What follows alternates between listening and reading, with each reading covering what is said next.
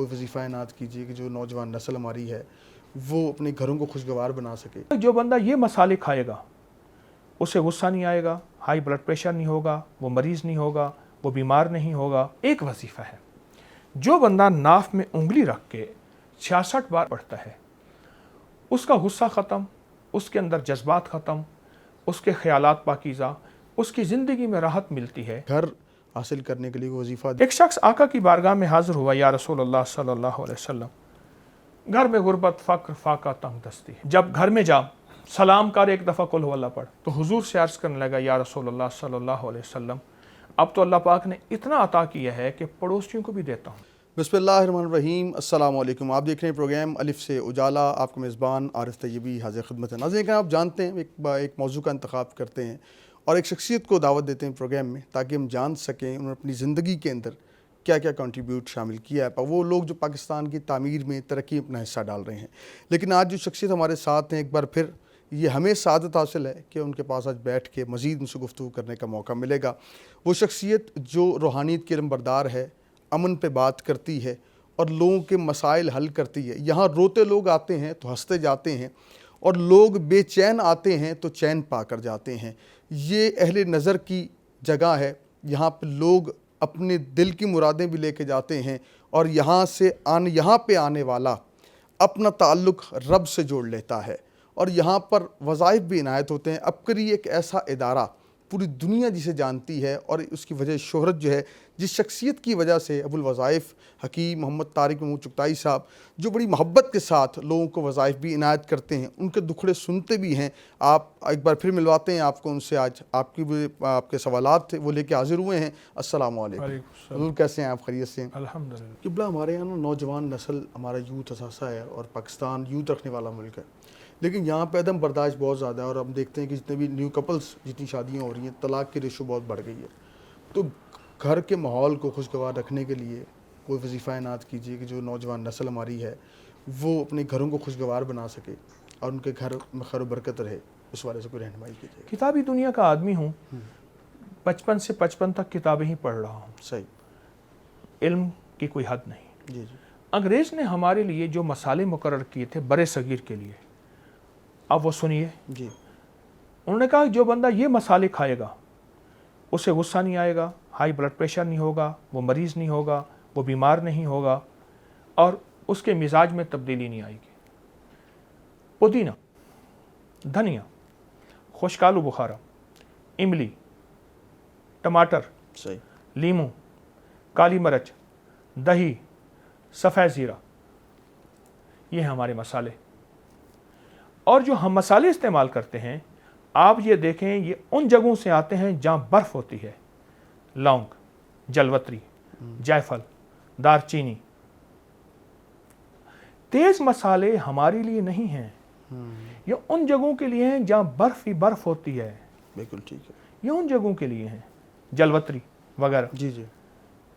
یہ تو ان لوگوں کے لیے، ہمارے لیے اگر یہ ہم نے اپنی غذاؤں میں مسالے پہ بدل دیں، طبیعتیں بدل جاتی ہیں۔ ایک اللہ کی نیک بندی مجھ سے کہنے لگی، بوڑھی تھیں، کہنے لگی بیٹے آئے ہاسٹل سے، بورڈنگ میں رہتے تھے، 3 مہینے کی چھٹیوں میں، ان کی نظریں میں نے پھری دیکھی۔ میں نے بچوں کو ترغیب دے کے پھیکی غذائیں استعمال کرنی شروع کرا دیں، سادہ غذائیں، وہاں مسالے دار کھاتے تھے۔ کچھ عرصے کے بعد دیکھا بیٹوں کی نظریں بہترین ہو گئیں۔ واہ۔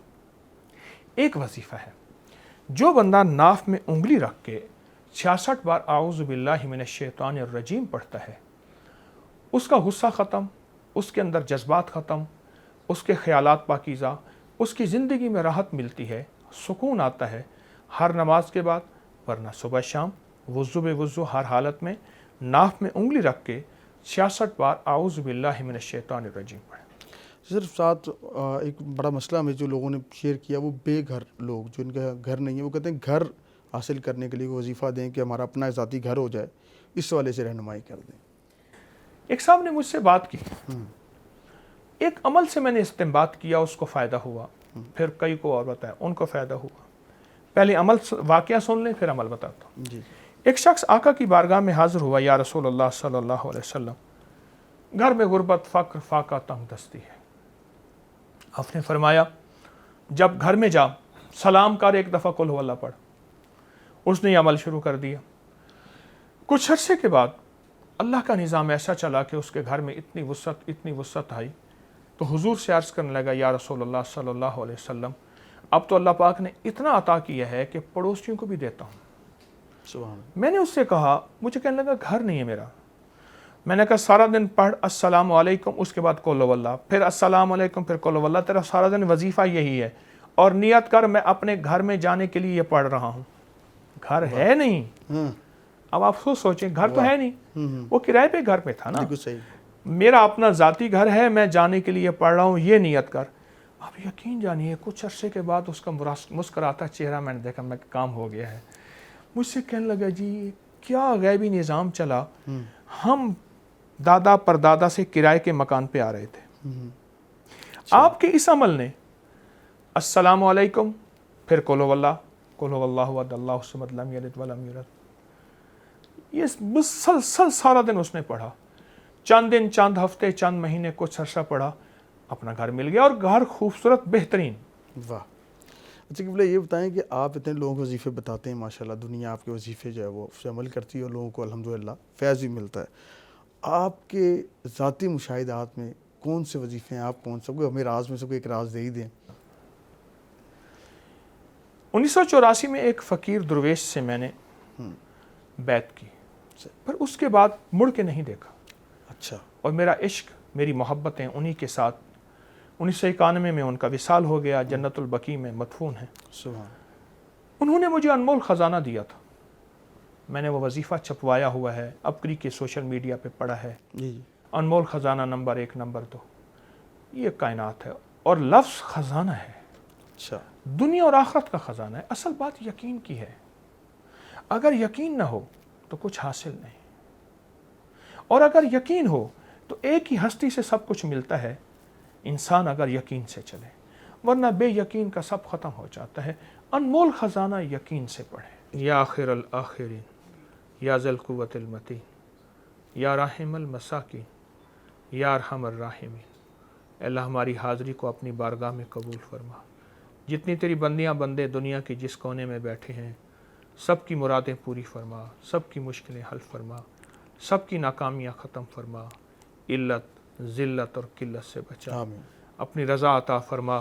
موت کے آخری لمحے کو آسان فرما. آمین. اللہ. ذلت کی موت، ذلت کی قبر سے بچا. آمین. جو قرض دار ہیں، بیمار ہیں، پریشان ہیں، اولاد کے مسائل ہیں یا بے اولاد ہیں، آمین. سب کی مرادیں پوری فرما، سب کی مشکلیں حل فرما، آمین. سب کی ناکامیاں ختم فرما.